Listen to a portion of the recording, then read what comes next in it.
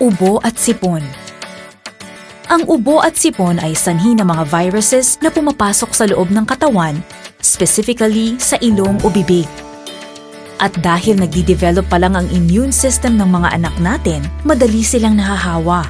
Kung hindi mapapalakas ng maaga ang immunity nila, madalas silang magkakasakit. At kung pabalik-balik ang ubo at sipon, tuluyang hihina ang immune system na maaaring pumigil sa kanilang tamang paglaki. Maaaring permanente silang mawalan ng up to 11 millimeters in height dahil sa ubo't sipon. Ibig sabihin, nagiging mas maliit siya sa dapat niyang height.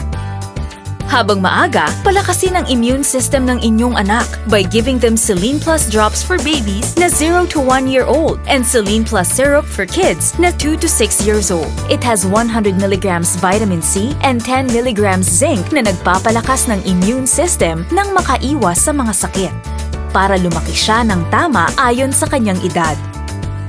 Ayon sa research, ang pag-inom ng 10 milligrams of zinc araw-araw ay tumutulong para masiguro ang tamang paglaki ng mga batang may edad na 5 pababa. Napipigilan ng sakit ang tamang paglaki ng inyong anak. Kaya importanteng malaman kung paano palakasin ang kanyang immunity against sickness para masiguro ang kanyang tamang paglaki. And now that you know, dapat no excuses. Kaya mag-Selene Plus every day with vitamin C and zinc. Selene Plus, pamanang plus na proteksyon para sa tamang paglaki.